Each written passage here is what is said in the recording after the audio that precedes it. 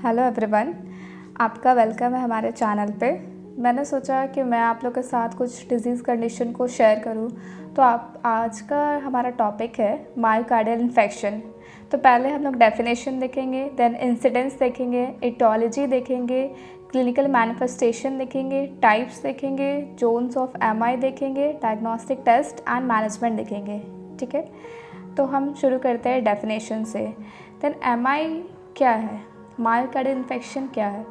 सो myocardial infection एक ऐसा dynamic process है जिसमें एक या एक से ज़्यादा रीज़न जो होता है हमारे हार्ट का, वहाँ पे सीवियर प्रोलॉन्ग डिक्रीज़ होता है O2 सप्लाई का। ठीक है, अब ये O2 का सप्लाई कम होगा तो वहाँ का जो सेल्स है, मायोकार्डियल सेल्स, उनका डेथ हो जाएगा, नेक्रोसिस हो जाएगा। अब आप सोच रहे होंगे कि O2 के सप्लाई में कमी किस कारण आएगा? तो जो कोरोनरी ब्लड फ्लो है उसके इनसफिशिएंट ब्लड फ्लो के कारण होगा। जैसे हमारे हार्ट को सप्लाई करने वाला जो आर्टरी होता है, दैट इज़ कोरोनरी आर्टरी, चाहे वो लेफ़्ट कोरोनरी आर्टरी हो, चाहे वो राइट कोरोनरी आर्टरी हो, चाहे वो कोरोनरी साइनस हो, तो ये तीनों क्या करते हैं, हमारे हार्ट के ब्लड फ्लो के लिए रिस्पॉन्सिबल होते हैं। तो इनमें इनसफिशिएंट ब्लड फ्लो होता है तो मायोकार्डियल इन्फेक्शन होता है। अब इसमें इनसफिशिएंट ब्लड फ्लो क्यों होगा? कोरोनरी आर्टरी में इनसफिशिएंट ब्लड फ्लो क्यों हो सकता है? क्योंकि हो सकता है वहाँ पे किसी थ्रोम्बस का फॉर्मेशन हो रहा है या फिर वहाँ पे ब्लॉकेज हो रखा है जिसके कारण कि इनसफिशिएंट ब्लड फ्लो हो सकता है। ठीक है, दूसरा है इंसिडेंस की बात करें तो ये मेन में ज़्यादा होता है एज़ कम्पेयर टू वुमेन। अगर मायोकार्डियल इन्फेक्शन अंडर 65 ईयर्स की बात करें तो ये 45% चांसेस होता है मायोकार्डियल इन्फेक्शन होने का। अगर हम अंडर 40 ईयर की बात करें तो 5% ही चांसेस होता है मायोकार्डियल इन्फेक्शन होने का। नाउ कम टू एटियोलॉजी मतलब आखिर क्या कॉज है जिसके कारण मायोकार्डियल इन्फेक्शन होता है? तो पहला कॉज है ऑक्लूजन ऑफ कोरोनरी आर्टरी, जो मैंने बताया आपको। ऑक्लूजन मतलब क्या होता है कि ब्लॉकेज। अगर कोरोनरी आर्टरी में किसी तरीके का ब्लॉकेज हो गया है, अगर वहाँ पे किसी चीज़ का, फैटी सब्सटेंस का प्रिसिपिटेशन हो गया है, तो वहाँ पे कोरोनरी आर्टरी क्या होगा, ब्लॉकेज हो जाएगा, तो ब्लड फ्लो कम हो जाएगा। दूसरा है कोरोनरी आर्टरी स्पैज़म मतलब होता है कि जो कोरोनरी आर्टरी है उसमें वासो कंस्ट्रिक्शन हो गया है, अगेन वहाँ पे ब्लड फ्लो कम हो जाएगा। तीसरा क्या है, infectious disease causing arterial inflammation. अगर किसी तरीके का ऐसा इन्फेक्शियस डिजीज़ हो गया है जिसके कारण, मैंने बताया आपको कि जो इन्फेक्शन होता है किसी भी तरीके का, तो वहाँ पे क्या होता है, इन्फ्लामेशन होता है। तो अगर आर्टरी में इन्फ्लामेशन है तो आर्टेरियल इन्फ्लामेशन होगा। फोर्थ है आपका हाइपॉक्सिया। अगर ऑक्सीजन का सप्लाई कम है तो भी एमआई हो सकता है। अनीमिया, अगर हीमोग्लोबिन और आरबीसी का काउंट जो है वो कम है तो उसके कारण भी मायोकार्डियल इन्फेक्शन हो सकता है। सीवियर एक्सर्शन और स्ट्रेस, अगर बहुत ज़्यादा स्ट्रेस लेते हैं उसके कारण भी मायोकार्डियल इन्फेक्शन होता है। अगर कोई बहुत ज़्यादा स्ट्रेनस फिजिकल एक्टिविटी कर रहा है तो उसके कारण भी क्या होता है, एमआई हो सकता है। ठीक है, एंड लास्ट है आपका इंक्रीज डिमांड फॉर ऑक्सीजन। अगर ऑक्सीजन का जो डिमांड है वो ज़्यादा है तो भी मायोकार्डियल इन्फेक्शन हो सकता है। ये एक्चुअली हो सकता है कि ज़्यादा फिजिकल एक्टिविटी के दौरान हो सकता है, या फिर अगर कोई इन्फेक्शियस कंडीशन है तो हो सकता है। ठीक है,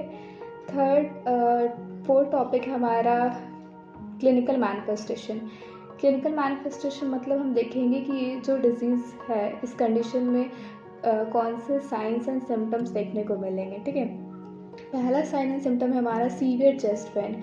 इसमें चेस्ट पेन काफ़ी सीवियर होता है एंड यूजुअली बॉडी के एक साइड में होता है, और ये जो पेन होता है वो रेडिएटिंग पेन होता है।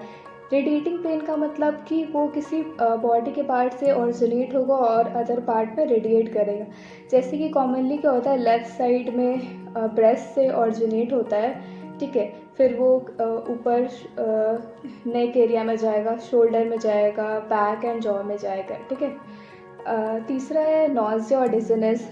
नॉज़िया हो सकता है, चक्कर आ सकता है, वीकनेस, फटीग फील हो सकता है, पाल्पिटेशन, हार्ट बीट इंक्रीज़ हो सकता है, कोल्ड स्वेटिंग हो सकती है, हाइपरटेंशन या हाइपोटेंशन, दोनों में से कोई भी हो सकता है, ब्रैडिकार्डिया और टैकीकार्डिया हो सकता है, डिसओरिएंटेशन हो सकता है।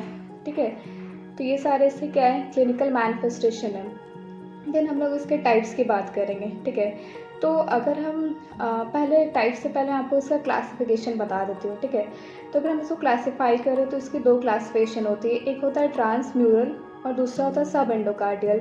Transmural classification is associated with atherosclerosis. Atherosclerosis का मतलब होता है फैटी सब्सटेंस का डिपॉजिट होना in the innermost layer of coronary artery, जिससे एथरोमा या प्लेक का फॉर्मेशन होगा और ये कोरोनरी आर्टरी के लुमेन को नैरो कर देगा, जिससे कि कोरोनरी आर्टरी का जो ब्लड फ्लो है वो कम हो जाएगा, तो ऑक्सीजन का सप्लाई कम हो जाएगा। ट्रांसम्यूरल क्लासिफिकेशन का 4 सब डिवीज़न होता है: एंटीरियर, पोस्टीरियर, इंफीरियर, लेटरल और सेप्टम। इसमें एसटी सेगमेंट का एलिवेशन होता है और क्यू वेव सीन होते हैं। ये पूरे हार्ट मसल के थिकनेस में एक्सटेंड होता है, इसीलिए जिसके कारण कंप्लीट ऑक्लूजन हो जाता है ब्लड सप्लाई का। दूसरा सब क्लासिफिकेशन है आपका सब एंडोकार्डियल। ये लेफ्ट वेंट्रिकल, वेंट्रिकुलर सेप्टम और पैपिलरी मसल के एंडोकार्डियम वॉल में एक्सटेंड करता है। इसमें ईसीजी में एसटी सेगमेंट डिप्रेशन देखने को मिलता है। देन इसका 4 टाइप्स हैं। टाइप 1 ये इस्केमिया से रिलेटेड होता है due to primary coronary event, अगर कोरोनरी आर्टरी में प्लेक हो गया या रप्चर हो गया है। सेकेंड टाइप जो होता है इसमें ऑक्सीजन का डिमांड इंक्रीज़ हो जाता है और ऑक्सीजन का सप्लाई डिक्रीज़ हो जाता है। It is secondary to ischemia. ये आपको दिखेगा कोरोनरी आर्टरी के स्पैज़म के केस में, coronary artery embolism, arrhythmia, hyper और हाइपोटेंशन के केस में। एंड टाइप 3 जो है आपका, इसमें क्या होता है कि पेशेंट को सडन कार्डियक डेथ हो जाता है। इसमें हम डायग्नोसिस करने से पहले ही डेथ हो जाता है, तो जब ऑटोप्सी कराएंगे या एंजियोग्राफी कराएंगे तो कोरोनरी आर्टरी में फ्रेश थ्रोम्बस मिलेगा और न्यू एसटी सेगमेंट एलिवेशन होगा। टाइप 4 जो होता है इसके भी 2 सब डिवीज़न है, 4A and 4B। 4A is in the type in which MI is associated with PCI, that is percutaneous coronary intervention. In 4B, MI is associated with angiography or autopsy. In type 5, MI is associated with CABG, that is coronary artery bypass surgery. Next topic है हमारा zones of myocardial infection, जिसमें हम दिखेंगे zones of ischemia, zones of injury and zones of infection. Zones of ischemia में क्या होता है कि टी वेव का इन्वर्जन होता है। जोन्स ऑफ इंजरी में क्या होता है कि जो एसटी सेगमेंट होता है, जैसे हमारा जो ईसीजी का जो पैटर्न आता है उसमें PQRST फॉर्मेट होता है, तो एसटी सेगमेंट का इसमें क्या होता है एलिवेशन देखने को मिलेगा आपको। तीसरा जोन्स ऑफ इन्फेक्शन, जिसमें आपको क्यू वेव क्राइटेरिया देखने को मिलेगा।